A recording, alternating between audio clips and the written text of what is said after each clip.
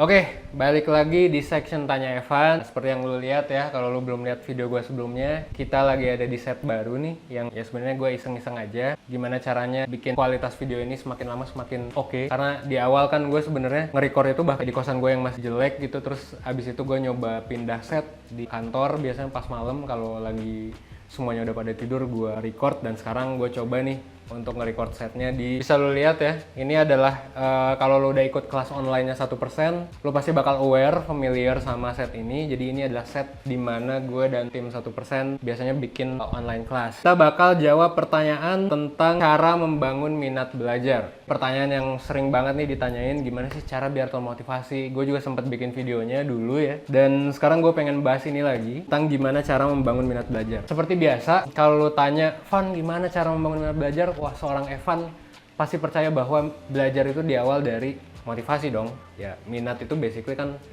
lo tertarik gak sama suatu hal, lo terdorong gak untuk melakukan itu, dan itu sebenarnya ya it's basically motivasi. Pertama yang perlu lo ketahui adalah kalau misalnya motivasi lo salah dalam belajar, gue yakin banget nih, lo gak bakal menemukan bahwa belajar itu enjoyable. Ini kalau motivasi lo salah. Dan jadinya ketika lo gak menemukan bahwa belajar itu enjoyable, selain lo gak suka sama belajar, lo terpaksa belajar, dan kedua lo ngeluh kalau lo belajar.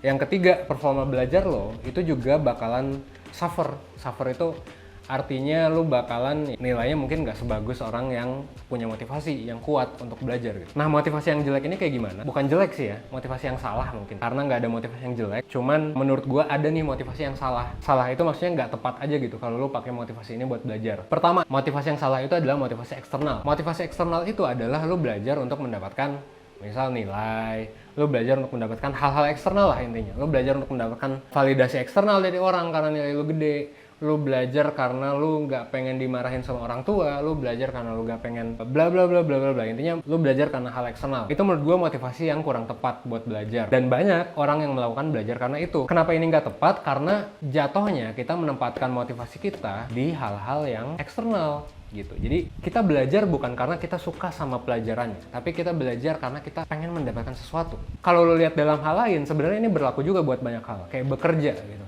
Kalau lo bekerja cuma buat dapet duit, kalau lo nggak suka sama pekerjaan itu, lo bakalan nggak enjoy sama kerjaan, dan karena lo nggak enjoy, performa lo bakalan suffer juga gitu. Meskipun ini ada pengecualian ya, tentu ada pengecualian. Cuman yang jelas, kalau lo melakukan sesuatu karena reward eksternal, biasanya itu yang terjadi.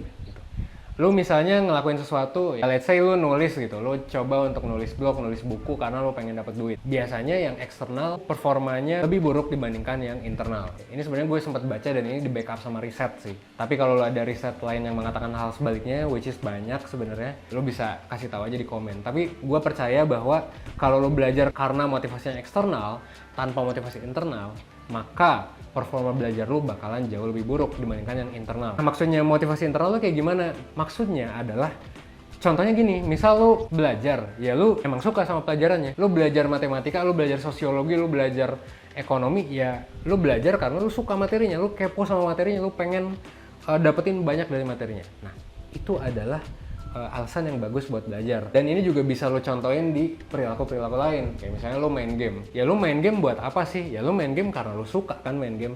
And that's why lo menghabiskan banyak waktu di game itu. Kayak misalnya gue juga main Dota sampai ratusan jam, men. Karena ya gue suka main Dota gitu kan. Misal lo main Mobile Legends, lo main PUBG, lo main apapun itu, Animals Crossing, ya basically kenapa lo main game? Karena lo suka dengan aktivitasnya. Lo suka aktivitas itu secara internal gitu. Lo emang suka aja ngelakuinnya. Lo nggak mencari something eksternal. Kalaupun lo mencari, ya lo tetap suka sama kegiatan itunya. Nah, itulah yang menurut gua harus dibangun sih di belajar gitu. Dan itu yang menurut gua adalah minat belajar yang sesungguhnya. Jadi minat belajar yang sesungguhnya adalah ketika lo emang suka untuk belajar gitu. Nah, terus ini tadi gue sempat nyatet sih. Kalau di sekolah masalahnya ya, ini masalah sama sistem pendidikan. Di sekolah biasanya kita ngehafal hal yang gak kita suka dan kayak nyoba nyari nilai karena kita mungkin dimarahin orang tua, karena kita pengen ranking 1. Itu jadinya bikin kita performanya nggak sebagus itu, satu. Yang kedua, selain performanya nggak sebagus itu, kita juga jadinya motivasinya naik turun. Sama yang ketiga, kita bakalan cepat lupa gitu. Ya sama aja kalau lo belajar buat ulangan doang, ya biasanya besoknya abis ulangan lo bakal lupa Beda dengan orang yang belajar karena emang dia suka belajar gitu. Orang yang suka belajar tuh biasanya ya dia bakal nyari sumber lain, dia bakal baca buku populer, dia bakal baca atau nonton dokumentari dan lain sebagainya. Nah, ini yang harus lu tekenin gitu dalam belajar. Gimana caranya biar lu punya motivasi internal gitu. Gimana caranya biar lu menyukai belajar itu, emang lu suka dengan belajar itu gitu. Nah, terus kalau misalnya lu nanya gimana caranya biar lu bisa suka, gue punya tips sih. Pertama, lu harus tahu sih kenapa lu belajar. Orang-orang tuh mostly gak tahu kenapa dia sekolah gitu. Lu coba tanya deh ke diri lu sendiri, kenapa sih lu sekolah? Kenapa sih lu ngampus gitu?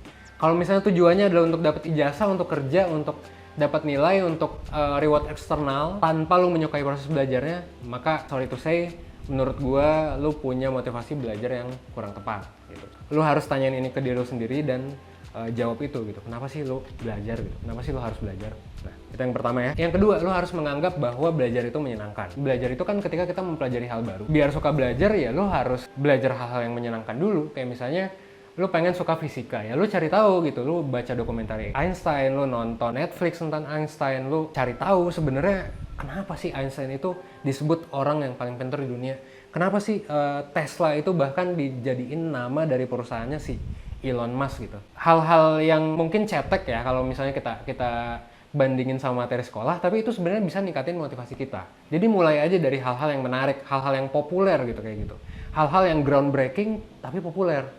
Nah, lu mulai belajar dari sana. Kalau misalnya lo ngerasa sekarang lo nggak punya motivasi buat belajar gitu. So, mulai dari sana aja.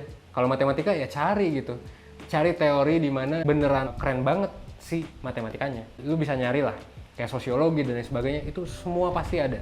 Dan itulah alasan kenapa masih ada ilmuwan gitu. Kenapa masih ada ilmuwan? Karena ilmuwan itu suka banget sama ilmunya. Sampai dia kepo, sampai dia nyari ke detail-detail terkecil yang mungkin ya orang awam anggap sebagai membosankan. Nah, lu harus mulai dulu dari awal aja, mulai dari yang populer dan menyenangkan. Gue percaya sih bahwa manusia itu sebenarnya emang secara internal otaknya itu suka hal-hal yang baru. Lu inget gak sih pas misal SD, TK gitu? Kan kalau lu baru belajar baca, semua hal lu baca gitu. Ketika lu naik mobil, di billboard, di koran, semua hal lu baca, lu serap tuh informasi. Nah, emang basically otak manusia tuh kayak gitu. Otak manusia tuh suka hal-hal baru gitu. So, kalau lu ngerasa di sekolah pelajarannya boring, pelajarannya kayak teoritis banget, nggak relate sama kehidupan lu, ya lu baca hal-hal lain. Lu nonton Netflix, dokumenter, itu kayak menarik banget sih.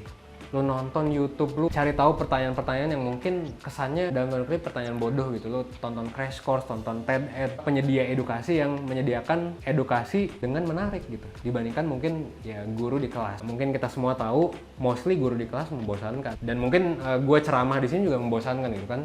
Ya lu cari hal-hal yang menyenangkan gitu, biar lu bisa termotivasi untuk belajar. Secara filsafat pun, filsuf-filsuf bilang bahwa otak manusia, kita tuh sebenarnya bisa bahagia dengan kita melakukan aktivitas di pikiran kita doang gitu. Jadi kita nggak perlu makan es krim, kita nggak perlu ketemu sama gebetan, nggak perlu ngapa-ngapain, cukup berpikir tentang hal baru di otak kita, sebenarnya kita tuh bisa bahagia gitu. Jadi bahagia itu sesimpel itu, bahagia itu sesimpel belajar hal baru sebenarnya. Kalau lo merasa bahwa kok gue belajar gak kayak gitu ya, kok gue males ya, ya mungkin lo belum menemukan indahnya belajar. Karena indahnya belajar ya ketika lo menemukan hal baru yang oke banget nih, lo kepo lebih lanjut, lo cari lagi, lo belajar lagi, sampai akhirnya lo tertarik buat belajar hal-hal perintilannya, which is teorinya yang mungkin kita anggap sekarang membosankan. Itu tips trik dari gue untuk membangun minat belajar. Dan kalau misalnya lo ada pertanyaan lain, ini kan section tanya Evan ya, lo bisa komen di bawah ini. Lo bisa nanya tentang apapun, bisnis, startup, filsafat, lo boleh nanya, belajar, ngomongin tentang gebetan gue juga bisa, ngomongin tentang apapun lah, pokoknya gaming, apapun, kita bahas semuanya lah di sini. Lo coba tanya ya, kalau misalnya lo mau ada hal yang gue bahas yang menarik, lo bisa tanya di bawah ini, dan nanti kita bahas sama-sama dalam bentuk pertanyaan di section Tanya Evan. Akhir kata, jangan lupa untuk like, komen, dan subscribe. Karena ya asik aja kan kalau punya subscriber banyak, kalau punya like banyak. Kalau lo mau dislike juga nggak apa-apa sih. At least gue tahu bahwa hal yang gue lakukan di sini bermanfaat buat lo. Sekian dari gue Evan. See you in the next video.